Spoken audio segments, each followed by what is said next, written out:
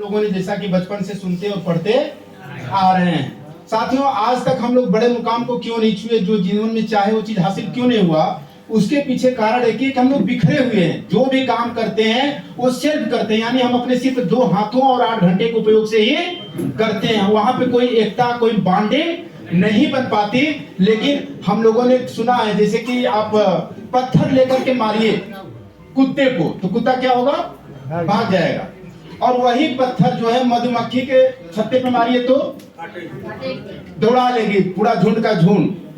तो इसका क्या हुआ? मतलब कि एकता में ताकत होती है। और हमें भी जिंदगी में कामयाब होना है तो हमें क्या होना होगा? एक होना होगा। और आरसीएम यही काम कर रहा है, सबको आपस में बांध रहा है। और एक प्लेटफॉर्म पर, चाहे हम किसी भी जाति धर्म के हो, चाहे कहीं से भी बिलोंग करते हो, हम एक जगह पे बनते हैं और इससे हम जीवन में आगे बढ़ते हैं। और एक साथ मिलकर काम करने से साथियों क्या फायदा है, थोड़ा सा उसके बारे में बताऊंगा 5 मिनट और। एक जंगल में एक चूहा, भालू, चील और खरगोश 4 दोस्त रहा करते थे। तो एक बार एक शिकारी जो है ना, भालू को जाल में फंसा लिया। तो ये तीनों जो है परेशान हो गए कि यार हमारा मित्र फंस गया, थोड़ा देर में शिकारी आएगा और इसको ले जाएगा। तब भालू को बताया कि तुम मरने की नाटक करो। और वो जाल में जो है भालू मरा हुआ महसूस करने लगा, अपने आप को नकल करने लगा। तो शिकारी देखा क्या वो तो मर गया। तो उसे आसपास खरगोश जो है भटकने लगा शिकारी के आसपास। तो शिकारी सोचा कि भालू तो फंसा ये, मरा ये, चलो खरगोश को भी पकड़ लेता हूं। अब खरगोश के पीछे भागना चालू किया। तो इसका जो तीसरा दोस्त चूहा था वो तेजी से जाल को काटने लगा। और जो ही शिकारी खरगोश को पकड़ने वाला था, उसी दौरान चील जो है खरगोश को उठा लेता है। अब शिकारी वापिस होता है तो वापिस देखता है कि भालू भी जाल से निकल गया। यानी चारों की जब बॉन्डिंग हुई, एकता हुई, तो यह असंभव काम भी संभव हो गया। साथियों, एकता में बहुत बड़ी ताकत होती है। पहला, समूह में जब हम काम करते हैं तो समय कम लगता है, दूसरे की कमी की पूर्ति हो जाती है। कोई पढ़ा लिखा है, कोई अनपढ़ है। अब हमारे डाउनलाइन में कोई पढ़ा लिखा व्यक्ति आ गया और हम अनपढ़ हैं, तो हमारा काम पढ़ा लिखा कर दिया कि नहीं कर दिया? यानी कोई यह नहीं कर सकता कि मेरे अंदर ये कमी है, मैं इसमें कामयाब नहीं हो सकता। क्योंकि आपके कमी वाला, जो आपके अंदर कमी दिख रही है, उसकी पूर्ति करने वाला कोई न कोई व्यक्ति आपके नीचे आ जाएगा। यानी दूसरे की कमी की पूर्ति हो जाती है। एक दूसरे व्यक्ति से सीखने को मिलता है। जब कई प्रकार के, कई प्रोफेशन के लोग एक जगह पे इकट्ठा होते हैं तो सबसे एक दूसरे को सीखने को मिलने लग जाता है। हमारी ताकत बनी रह जाती है और समूह का हर सदस्य कामयाब होता है।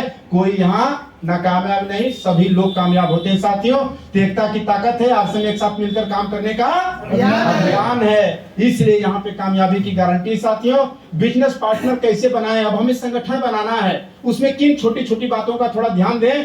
पहला, स्वास्थ्यवर्धक प्रोडक्ट बता करके किसी को हमें अपना पार्टनर बनाना है। तो हमारे कंपनी का क्या उद्देश्य है? स्वास्थ्य रक्षा। तो हमें इस बात को उन्हें बताना है ताकि वो हमारा बिजनेस पार्टनर बने रहे। हम सब बराबर के हिस्सेदार हैं। अपने खाली समय का सदुपयोग करके भविष्य में लाखों रुपया इससे कमाए जाते हैं। इस बात को उन्हें हमें बताना है। सेल की कला विस्तार करके उनके अंदर सेल की क्वालिटी लानी है। सेल का मतलब सिर्फ सामान बेचना ही नहीं होता है। अपनी बात को किसी से मनवा लेना, अपने हाँ में हाँ उनको करवा लेना भी एक सेल होता है। तो सेल की कला, चले वीडियो है इसको बाद में देखेंगे। अब उनके अंदर के सपने को जगा करके, आज हमारे अंदर शक्तियां तो हैं लेकिन वो सुषमा अवस्था में है।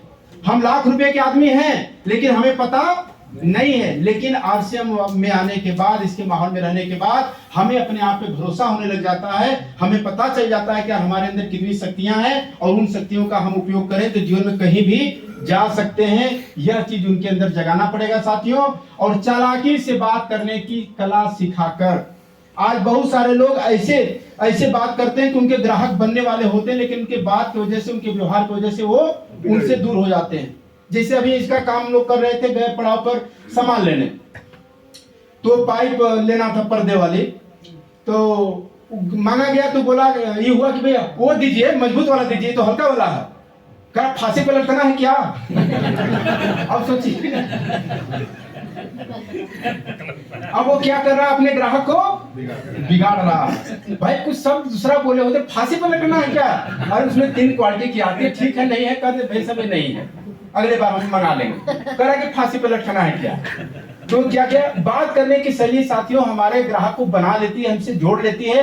तो हमें इस बात को सीखना है। एक व्यक्ति थे ना तांत्रिक, वो एक डॉक्टर राजा साहब के रानी के यहाँ, राजा साहब यहाँ गए और बोले आपकी रानी जो है ना 10 दिन बाद मर जाएगी। अब वो राजा साहब हैरान हुए और 10 दिन बीते बीते सचमुच में रानी मर गई। अब राजा को थोड़ा लगने लगा कि यार कहीं ऐसा ना हो कि कुछ किया हो, इसको पकड़वाओ जल्दी से, पहले हम इसको मारते नहीं तो हमारे बारे में कुछ बोल देगा। अब उसको कैद करवा लिया और उसको मारने वाला ही था। तो राजा सोचा क्या रे तो हमारा भविष्य मैडम का बता दिया, लेकिन इसके मौत के बारे में हम पूछ लें।